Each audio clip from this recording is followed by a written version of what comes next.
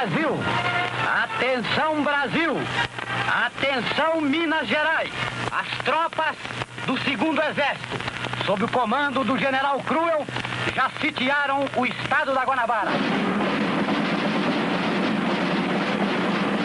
Meus amigos de Minas, meus patrícios, quero dizer-lhes que neste momento recebo confirmação da prisão em Pernambuco do governador Miguel Arras pelo general Justino Alves Bastos, comandante do 4º Exército.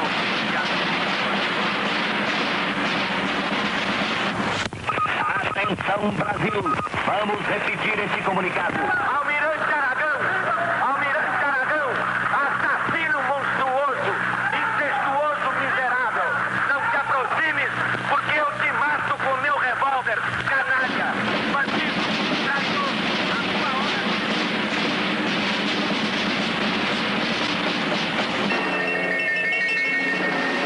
E Jango foi derrubado. As emissoras de rádio e TV da Guanabara passaram o dia amordaçadas, sem poderem divulgar os fatos. 80% da população soube da revolução apenas no dia 1º de abril, quando ao amanhecer o rio encontrou a cidade totalmente parada. Porto Alegre, João Goulart fugiu para o Uruguai, seguido de Leonel Brizola e outros elementos do governo deposto. Assim sendo, declaro vaga a presidência da República.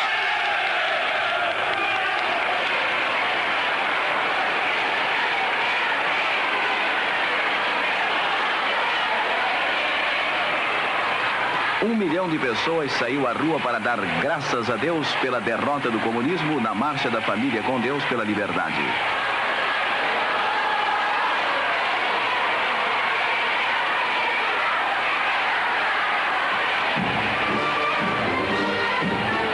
Governadores estaduais e militares revolucionários indicaram o então general Castelo Branco para a presidência da República.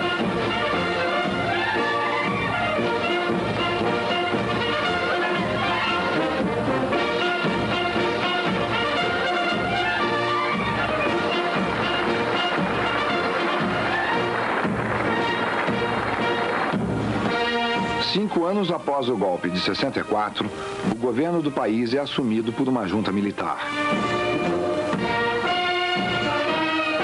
Completando o processo de endurecimento desencadeado pela decretação do Ato Institucional número 5, os 3 chefes militares modificam a Lei de Segurança Nacional, criando um instrumento capaz de eliminar qualquer oposição ao regime. Com o Decreto-Lei 898, de 29 de setembro de 1969, a pena de morte é introduzida na legislação brasileira pela primeira vez neste século. Artigo 1º. Toda pessoa natural ou jurídica é responsável pela segurança nacional nos limites definidos em lei.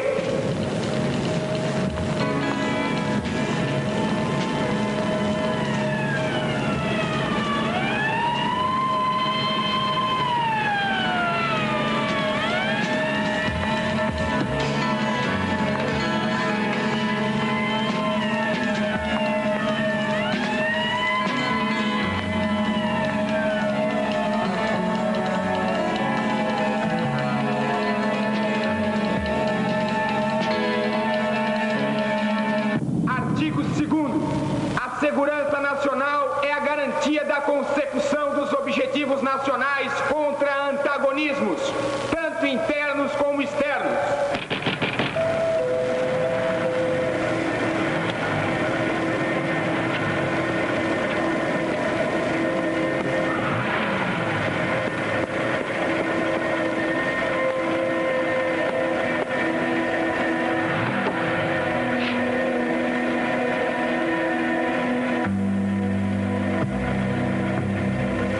Artigo 3º. A segurança nacional compreende essencialmente medidas destinadas à preservação da segurança externa e interna, inclusive a prevenção e repressão da guerra psicológica adversa e da guerra revolucionária ou subversiva.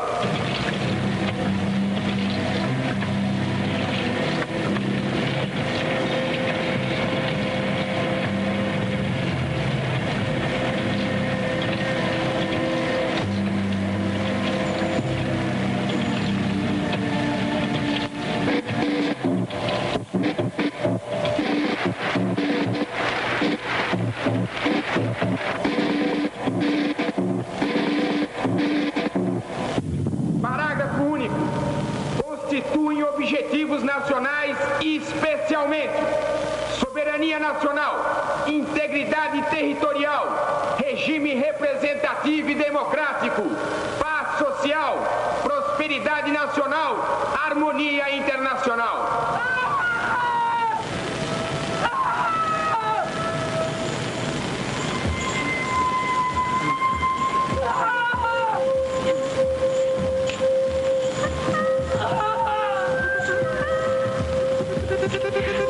A guerra revolucionária é o conflito interno, geralmente inspirado em uma ideologia ou auxiliado do exterior, que visa a conquista subversiva do poder pelo controle progressivo da nação.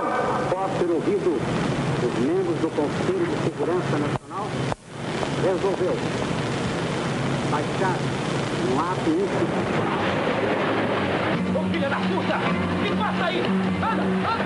Vamos assim, tudo aqui! Fica aí você mesmo, rapaz! Quem é chegando? Vamos, entra aí!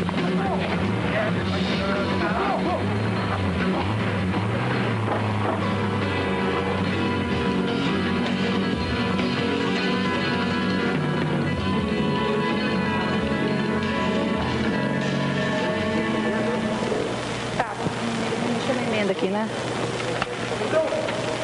Quer passar mais uma vez? Bom, quando quiser, tô pronta, hein? Vamos lá, então. 1, 2, 3, 4 e 5. Começa daqui a pouco, aqui no Teatro Municipal, o Tribunal Tiradentes, que vai julgar a Lei de Segurança Nacional. O tribunal, presidido pelo senador Teotônio Vilela, faz parte de uma grande campanha a nível de todo o país pela revogação da Lei de Segurança Nacional.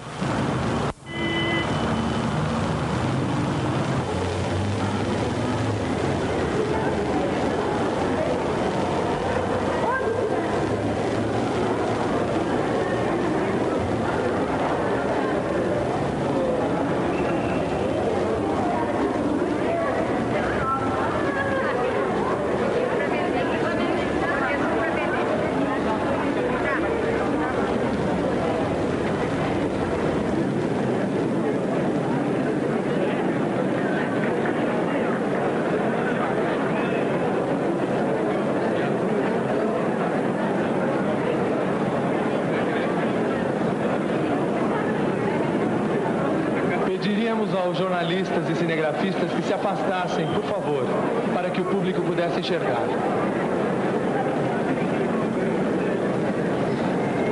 Apresentamos o presidente do tribunal, Teotônio Vilela.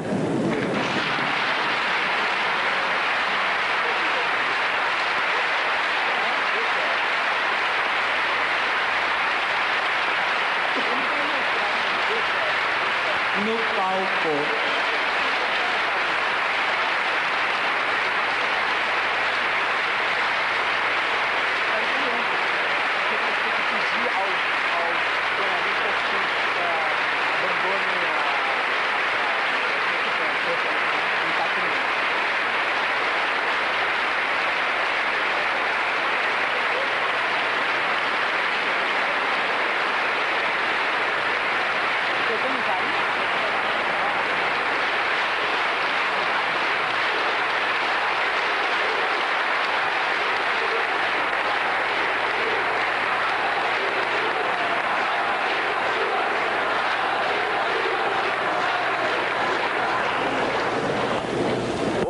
São Paulo, chego a este palco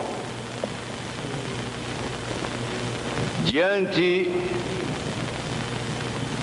de uma plateia eminentemente popular, tocado de profunda emoção. Quiseram os companheiros que há tantos anos lutam pelos direitos humanos que eu hoje ocupasse essa cadeira no julgamento da Lei de Segurança Nacional.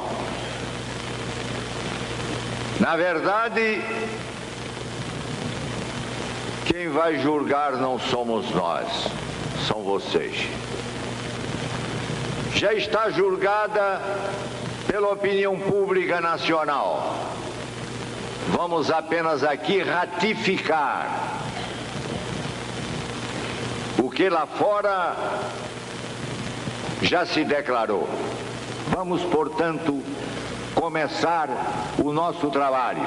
Primeira testemunha é Hélio Fernandes. Não, neste verde. De cá. Agora me permita, o que é que o senhor tem a declarar sobre a Lei de Segurança Nacional?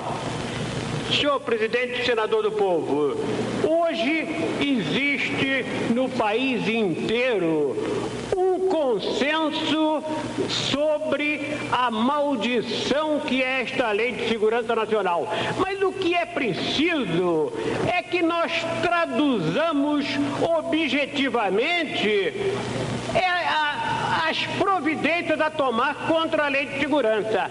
Não adianta, por exemplo, intensificar a luta para a revogação de todo o arcabouço da ditadura, todo o arcabouço da Lei de Segurança, se nós deixarmos presos os jornalistas que estão enquadrados na Lei de Segurança, que já foram condenados.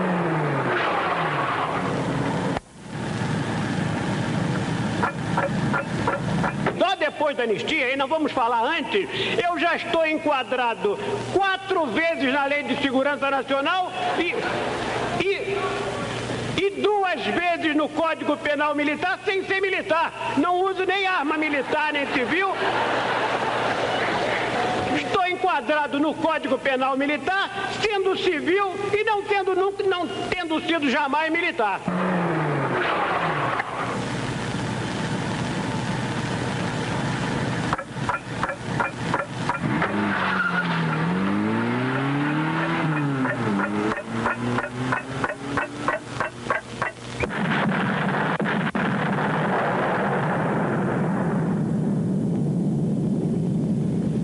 Seu nome? Clara Araújo. Sua condição? Estudante da Universidade Federal da Bahia e presidente da União Nacional dos Estudantes.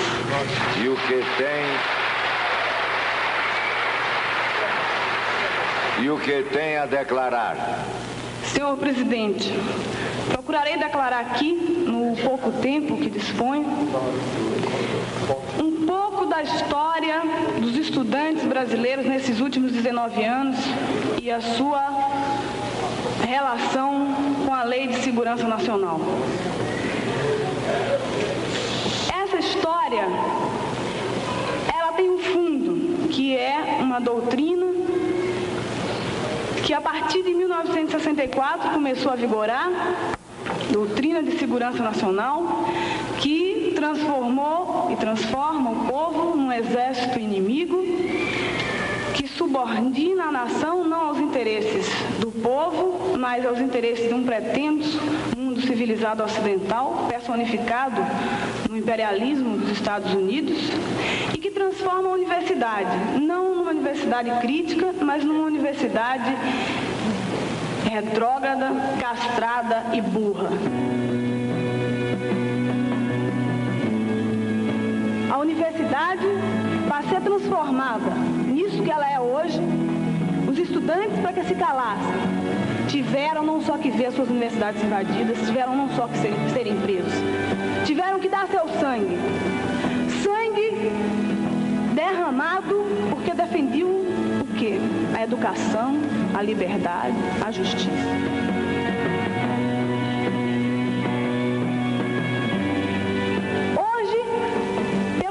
Nós temos conhecimento, são 46 estudantes, 46 jovens mortos e ou desaparecidos.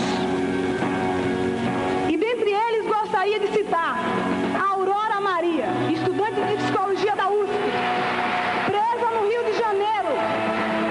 E quando os torturadores, não contentes com os pau de arara, os afogamentos, as pancadas, os choques elétricos, etc., lhe colocaram a chamada e terrível coroa de Cristo, que lhe esmagou o cérebro, deixando uma profundidade de 2 centímetros, como se quisessem esmagar as ideias dos estudantes de justiça e liberdade.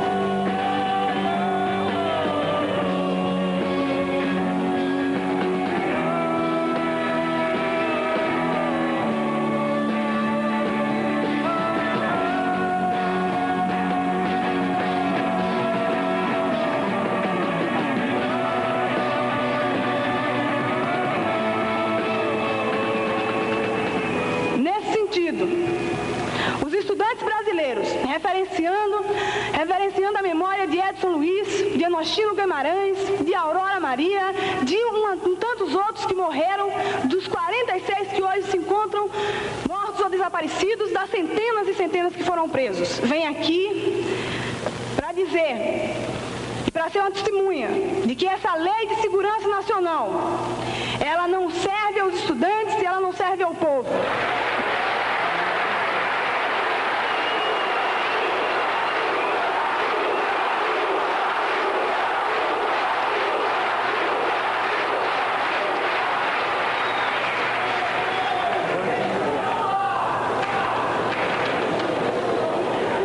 Seu nome? Luiz Inácio Lula da Silva. Sua condição? Antes da Lei de Segurança Nacional, eu era torneiro mecânico na Vilares e presidente do Sindicato dos Metalúrgicos de São Bernardo do Campo.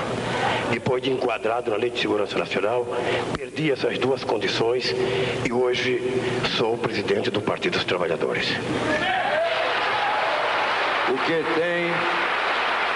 O que tem a declarar? Senhor presidente, senhores jurados, o que eu tenho a declarar é uma coisa acontecida não apenas comigo, mas com outros companheiros a partir de 1980. Até então, a classe trabalhadora brasileira tinha feito algumas greves e alguns trabalhadores conheceram a partir de abril de 1980 o dissabor da Lei de Segurança Nacional.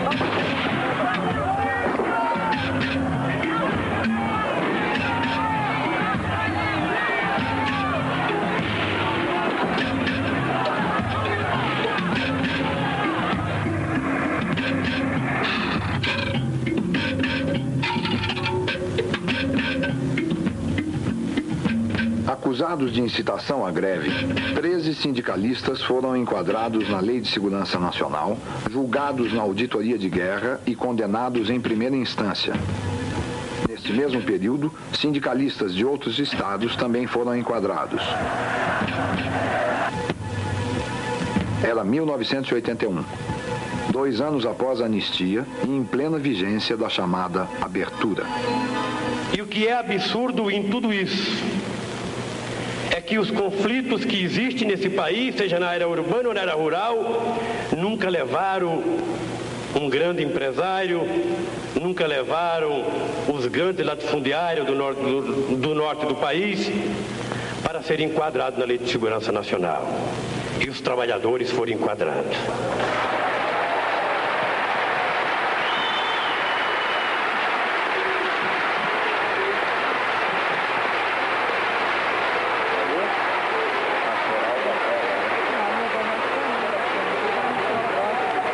Chamo A quarta testemunha, Daniel da Pastoral da Terra.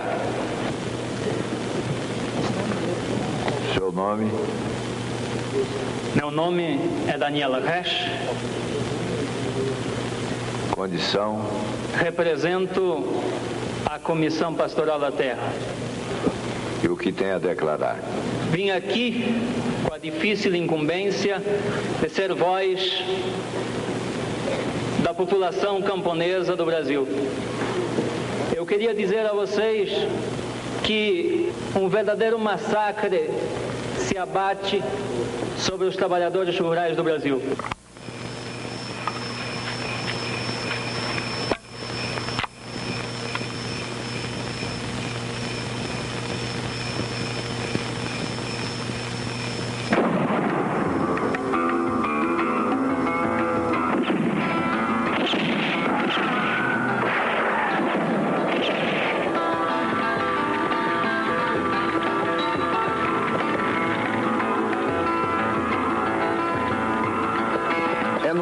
Que se revela toda a impunidade das violências cometidas em nome dos interesses dos grandes proprietários e de empresas que investem na área rural. As terras indígenas são expropriadas, os índios exterminados, os poceiros são expulsos da terra, trabalhadores rurais são presos, torturados e assassinados, bem como padres e freiras. Uma verdadeira guerra trava-se no campo. Somente em 1982, 32 pessoas foram assassinadas por estarem envolvidas na organização dos trabalhadores rurais. A defesa dos interesses e a organização dos camponeses foram também os motivos do enquadramento na Lei de Segurança Nacional e posterior condenação dos padres Aristide Camiot e François Gourriou, bem como de mais 13 poceiros. Que acabe, que termine, chega da Lei de Segurança Nacional. Queremos justiça.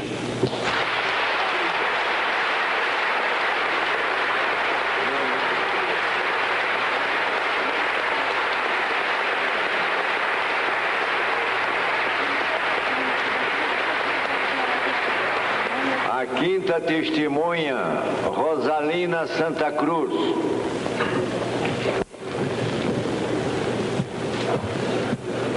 Seu nome? Rosalina Santa Cruz. Sua condição? Ex-presa e irmã de Fernando Santa Cruz, preso político desaparecido. O que tem a declarar? Eu fui presa em 1971. Fiquei 52 dias incomunicável. Nesses 52 dias, eu fui levada de local em local. Eu fui presa inicialmente no DOPS Guanabara. Aí fiquei 3 a 4 dias passando uma série de torturas comuns naquela época a quase todos os presos políticos. Choque elétrico na vagina, nas orelhas, no pé, soco, pontapé. Fui presa junto com meu companheiro. Fomos torturados quase sempre juntos. Aí é difícil falar essas coisas, é difícil reconstituir esse passado.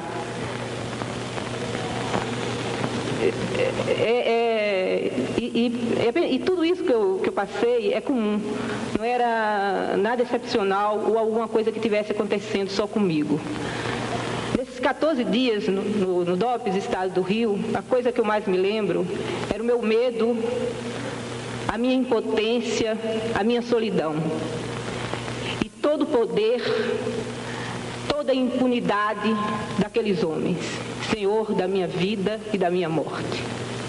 Um dia, em desespero, eu lhes pedi: me matem. E lembro-me quando um torturador me olhou e disse: não vou te matar. Vou te fazer em pedacinho. Eu tenho tempo. Eu vou te tirar o que eu quero por quanto tempo eu quiser. Eu te mato se eu quiser. Depois, já 20 dias depois de presa, fui levada ao DOI-CODE da Barão de Mesquita. E aí conheci outro tipo de tortura. Era a geladeira. Era a cela preta, o teto preto, as paredes pretas, o chão preto, lá dentro despida, fechar e abrir os olhos, era a mesma coisa, não se via nada. Havia sons estridentes, ruídos às vezes muito finos que doíam nos ouvidos, ou ruídos grossos, fortes. Era a temperatura muito fria, gelando, era hora um calor insuportável, sem comer, sem beber, e a saída para os interrogatórios, numa sala toda branca. Era a tortura psicológica.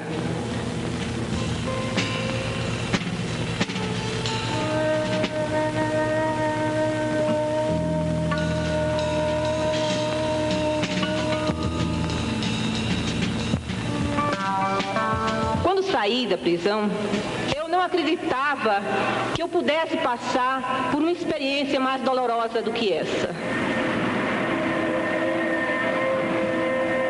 Pouco depois da minha saída da cadeia, o meu irmão foi preso. E a prisão dele nos levou, a família inteira, a uma busca interminável de imediatamente em todos os centros de tortura, DOI-CODE, DOPS, Rio, onde ele morou, onde eu fui presa, porta de quartel, relações públicas do Exército, nós todos ali, sendo achincalhado, dizendo, mas como? Sumiu? Ah, vai ver, sabe, fugiu de casa. Não, nós sabemos, temos certeza, ele foi preso, onde ele está? Ah, não, sabe, pergunta para os companheiros dele, eles costumam matar o cabra quando afrouxa. Por que você não procura os companheiros? E a gente no desespero, porque pelo que eu tinha passado, eu tinha certeza que a busca tinha que ser rápida. Bem, até hoje nós não temos notícias de Fernando, são 10 anos. Nós investigamos na época do desaparecimento do meu irmão, ele não foi levado para DOI nem para CODE. O meu irmão, como todos os outros desaparecidos, foram levados para os centros de extermínios que existiram aqui nesse país. E centros de extermínio piores do que os centros iguais, os centros de extermínios da Alemanha nazista.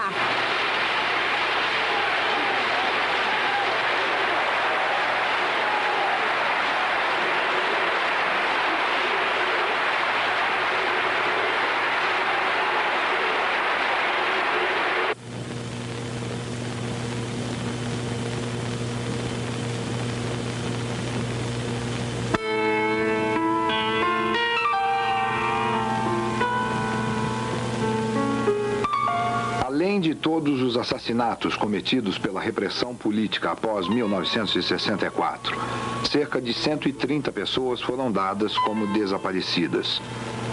Investigações de familiares e advogados indicaram que várias dessas pessoas foram torturadas e mortas nos centros clandestinos mantidos pelos órgãos de segurança.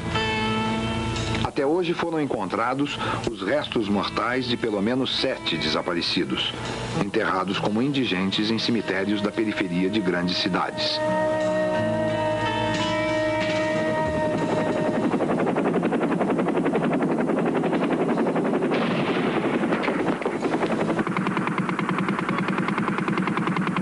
Nunca se soube o paradeiro das pessoas que lutaram e morreram na guerrilha do Araguaia.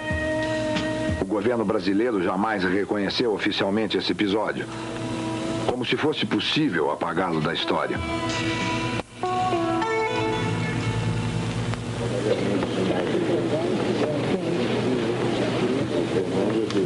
Nome?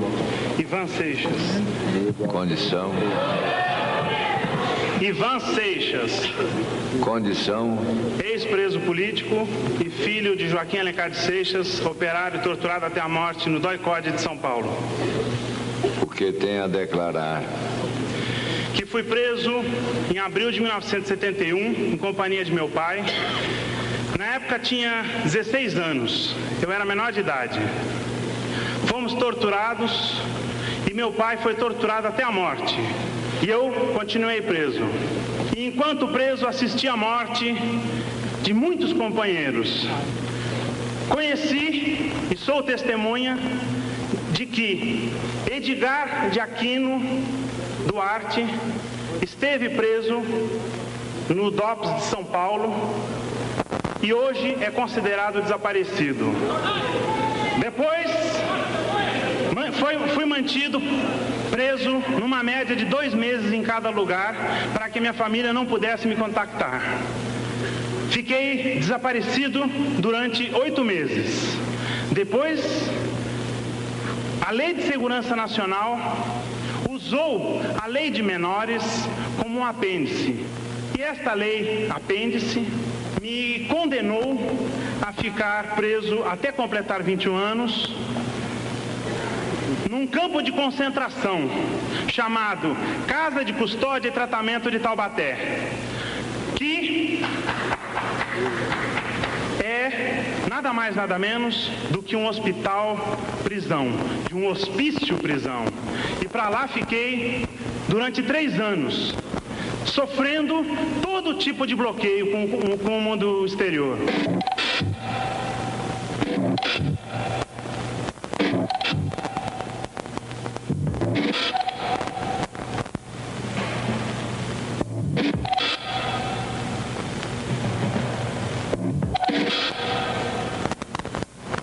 Eu me chamo Luiz Eduardo Greenhalgh, sou advogado, defendo presos políticos há 10 anos. E há 10 anos que eu luto contra a Lei de Segurança Nacional. Hoje eu vou participar do Tribunal Tiradentes e vou fazer um papel ingrato. Vou defender a Lei de Segurança Nacional. Às vezes, para você continuar na luta contra a Lei de Segurança Nacional, você tem até que defendê-la. Senhor presidente, senhores jurados, as leis denominadas de segurança nacional ou de segurança do Estado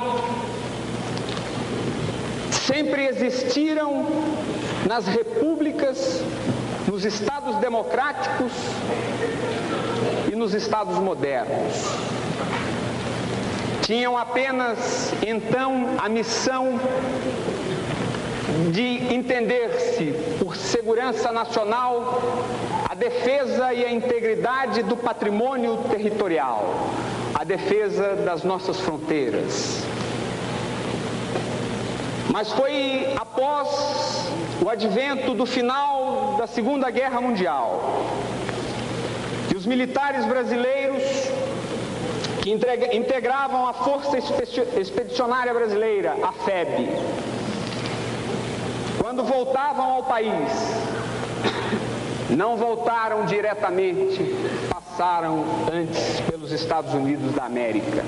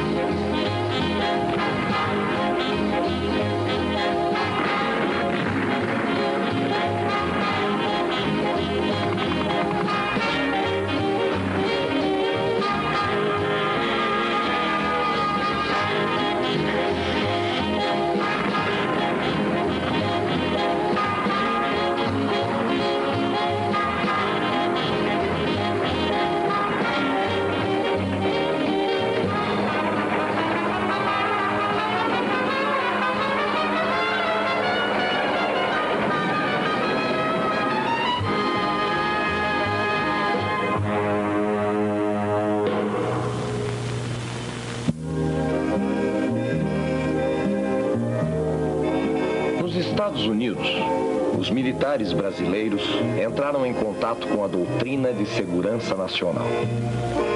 Ao retornar ao Brasil, iniciaram a construção de uma similar do National War College, que foi a Escola Superior de Guerra.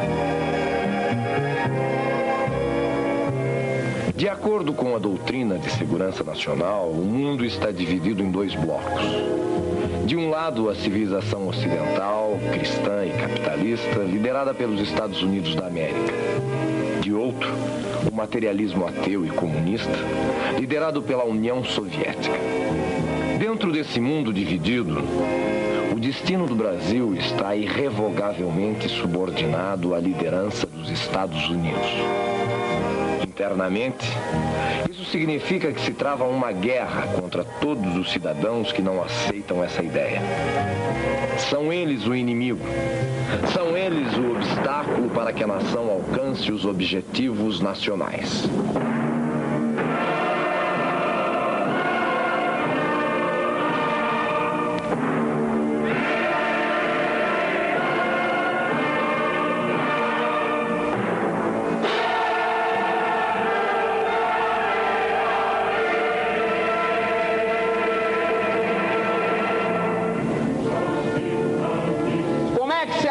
Os objetivos nacionais. Vejam bem, senhores jurados, se atinge os objetivos nacionais da seguinte forma: em primeiro lugar, mobilizando todos os cidadãos com todos os seus recursos, não havendo distinção entre o civil e o soldado. Todo cidadão é combatente, porque toda atividade humana é guerra. Entende a doutrina de segurança nacional que toda atividade humana é guerra. Uma arma, um ato de luta.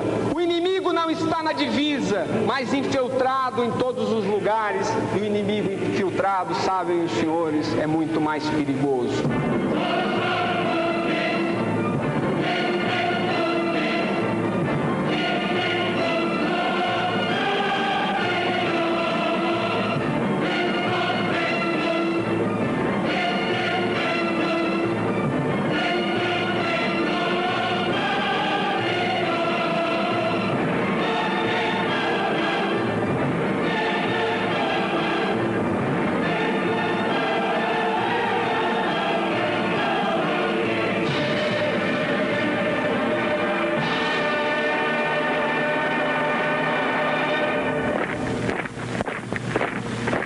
Palavra o doutor Márcio para fazer a defesa da Lei de Segurança Nacional.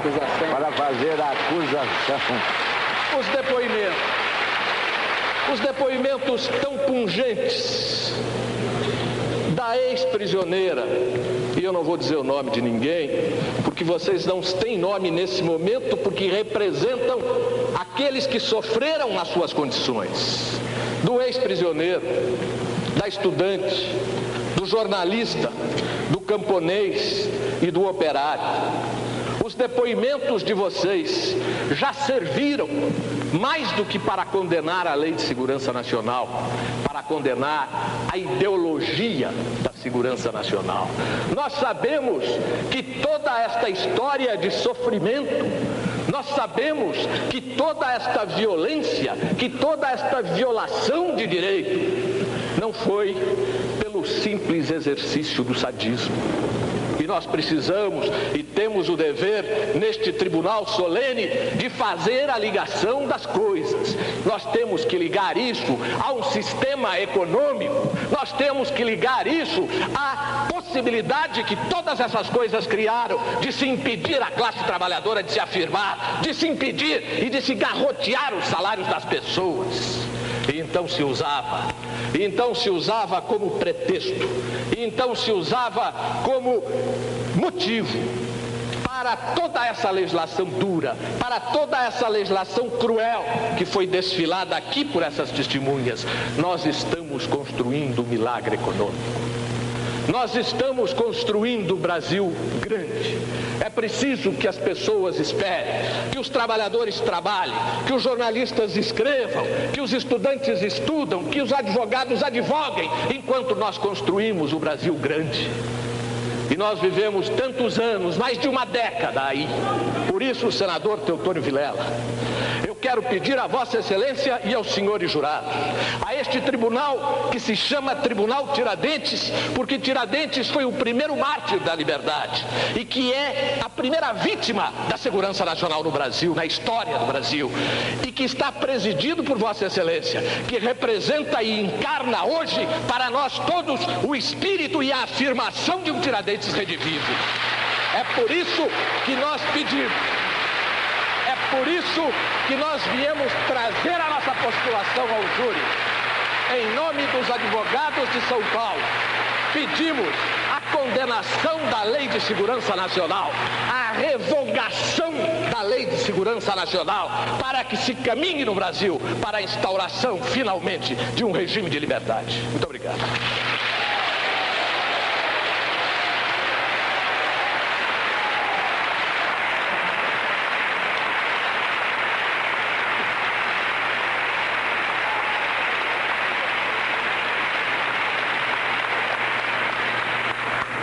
Vamos ouvir agora a palavra do Conselho de Jurados.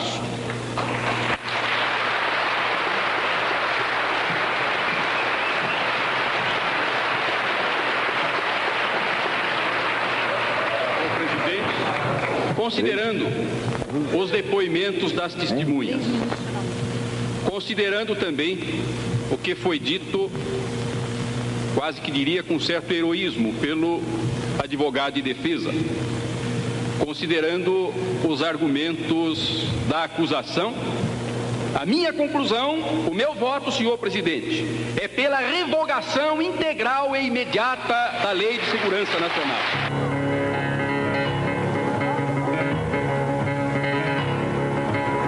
A Comissão Nacional Procute, respaldada em todas as discussões dos congressos e das Assembleias dos Trabalhadores, vota pela revogação total da Lei de Segurança Nacional e de todas as leis repressivas, que inclui a própria consolidação da Lei do Trabalho, que reprime o direito de organização dos trabalhadores.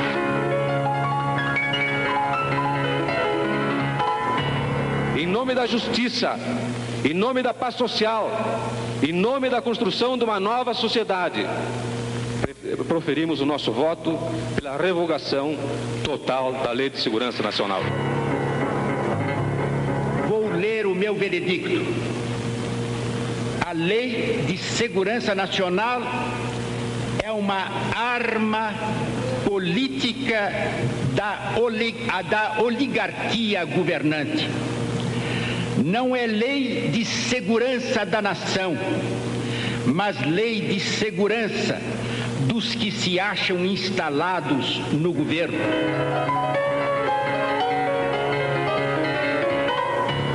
Quero proferir meu veredito na condição de bispo da Igreja Católica pela revogação da Lei de Segurança Nacional.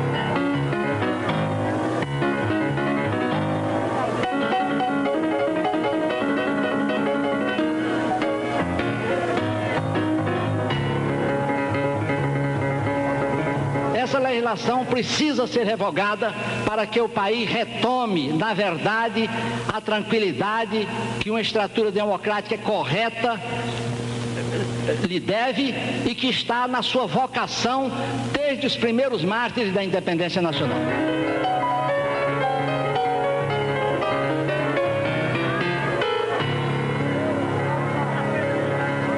Eu faço minha a voz dos jurados que me antecederam e peço também, com todo o povo brasileiro, a revogação da Lei de Segurança Nacional.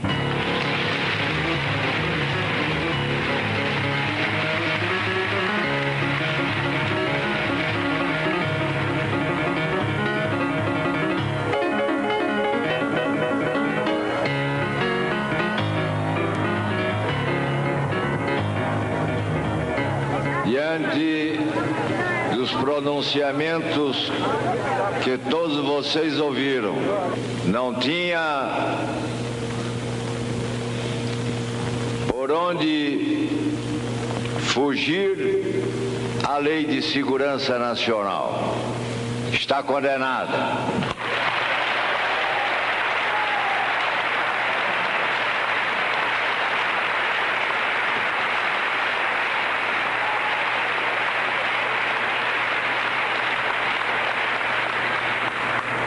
Agora vamos executar a nossa tarefa de cidadãos, arrancando-a do nosso meio, do nosso ambiente e jogando-a no lixo.